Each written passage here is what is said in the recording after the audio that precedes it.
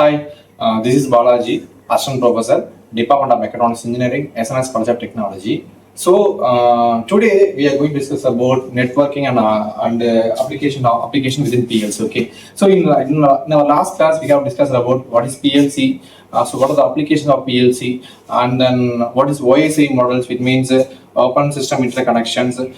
Those kind of terms we have seen in our last class. Okay. So in this class we are going to look about like what is networking and applications, how we can connect all nodes, which means industry field devices, how we can communicate those devices to the PLC. So okay, those things we are going to see here. Next slide. So in this slide, we are going to discuss about what is network topologies, and then what are the communication protocols like ART protocol, OSI models, and then some field buses like Modbus, Profibus, and then what is device net, and then some application of PLC like automatic control of warehouse door, conveyor control, and then automatic car washing machine, and automatic bottle filling machine. Those systems we are going to see here. Next we can go next. So what is network topology? So basically, network topology, the word is coming from Greek words, which means topo means place, and then logy means a study. Okay. So by using the word, the topology means how network is connected physically between the systems. Okay. That is what we are going to see here. That's what we will see here. You can see that here we having one HMI, we having one PLC, maybe a PLC. Any Siemens PLC, Danfoss PLC, any PLC, and then we have some communication protocols like ART protocols, any OSI models, and then we have some field devices. We are going to see here this kind of communication, connection communications in this slide. Okay, next.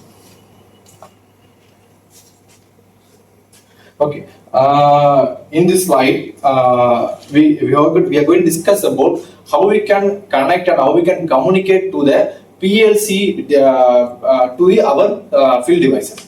Okay, PLC our source system, and then to the field device how we are going to connect. Okay, but for the terms we have to check it out three terms. Okay, one is the baud rate, one is the network length, and is the number of nodes. Okay, so baud rate, which means which means the baud rate transmission of which information transferred into the communication channel, which means the communication speed, how much data to be communicated, how the watt speed need to be communicated. That is what we see in the baud rate. Then network length, which means distance between the two kind of systems or two kind of field devices. That is what network length. Number of nodes, which means number of field devices. That is what the number of nodes. So though these three terms, which is very important in the communication protocol. One is the baud rate, network length, and number of nodes. Next.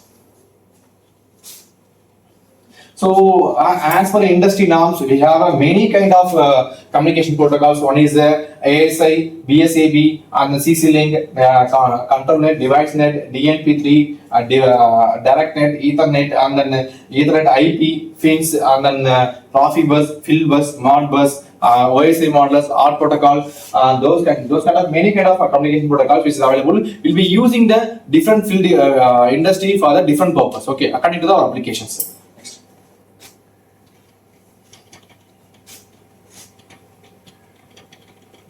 So these are some communication protocols. So it's a ART protocol. So ART protocol, which means a highway addressable remote transducer, which is a very traditional one. So it is used by some kind of 4 to 20 milliampere powers. So for the single line, we can transfer the same power, same digital data, same analog data. So we can use the industry applications. So that is what ART protocol. In a single way, we can say we can communicate the same digital data and analog data by the single line by using the 4 to milliampere current line. Okay, so especially ART protocol is a bidirectional communication protocol that provides the data access between the intelligent field devices and the host system. The host system, it may be any our PLC. So intelligent field device, it may be any kind of sensors. Okay, and then the final one, the host can be any software application. The technician hand will device to laptop and plants to process control, and then